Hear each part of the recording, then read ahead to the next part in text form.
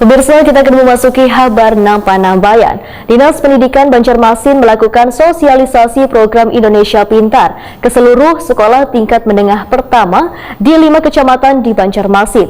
Program ini merupakan program bantuan berupa duit tunai, perluasan akses wan kesempatan belajar dari pemerintah yang diberikan kepada peserta didik wan mahasiswa yang berasal dari keluarga miskin melalui Kartu Indonesia Pintar.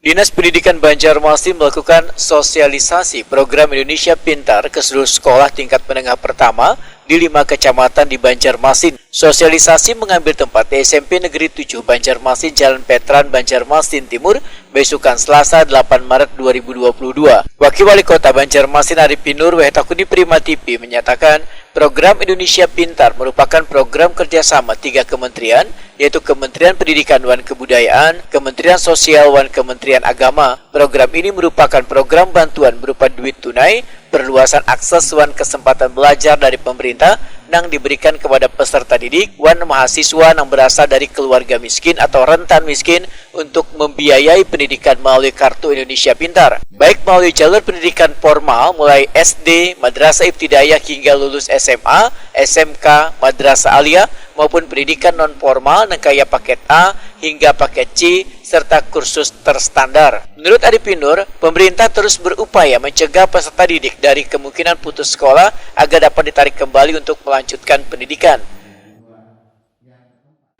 8 Maret 2022 berada di kawasan SMP 7 Banjarmasin.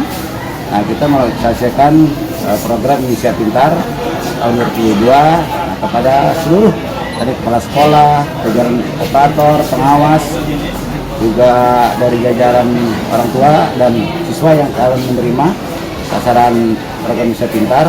Nah, mudah-mudahan artinya program ini terus bisa membantu demi tidak ada lagi anak-anak siswa kita tidak mampu kepada sampai 12 tahun wajib belajar. Artinya baik melalui formal, SD, SMP, SMA maupun paket A, paket B, paket C. Artinya mudah-mudahan ini menjadi apresiasi kita untuk Banjarmasin semakin meningkatkan EPM kita. Nah, tidak ada lagi yang drop out. Apapun alasannya, ekonominya kita bisa dibantu oleh program Indonesia Pintar, Kartu Indonesia Pintar yang dikeluarkan oleh Dirjen Pendidikan, Kementerian Pendidikan dan Kebudayaan. Sementara itu, Kepala SMP Negeri 7 Banjarmasin Kobul memadahkan ada sebanyak 132 siswa dari 658 siswa di SMP Negeri 7 yang menerima bantuan program Indonesia Pintar. Bantuan diberikan setelah siswa tersebut melalui berbagai evaluasi wan pendataan yang bekerjasama dengan Dinas Sosial Banjarmasin supaya peserta didik yang benar-benar berhak mendapatkan bantuan. Program Indonesia Pintar ya, itu di SMP 7 berjalan lancar. Yang kedua, jumlah siswa yang menerima itu ada 132 siswa dari 658 siswa yang ada di SMP 7. Dan pemanfaatannya tentunya itu diserahkan kepada orang tua siswa karena langsung masuk pada rekening anak, maka sebelumnya menjadi kewenangan orang tua siswa untuk memanfaatkan kartu program Indonesia Pintar melalui dana yang disalurkan oleh pemerintah pusat. Dari siswa yang dapat itu Pak, sebelumnya sudah dilakukan mungkin evaluasi atau apa mungkin Pak? Oh jelas.